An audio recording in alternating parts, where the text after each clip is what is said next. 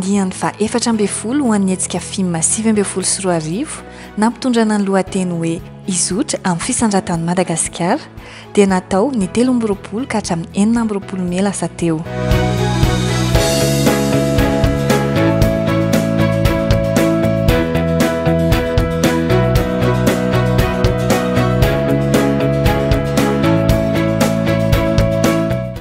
Nitsidika ny fampiratiana ireo mpandray anjara isa-tsokajiny Ramatoa Lantsora Kotomalala ministry ny Mika ny andro faharoa na ireo orinasa lehibe na ireo orinasa kely sy salantsalana sy ny start-up ary ireo mpanao asa tanana manandratra ny fahaiza-manao malagasy.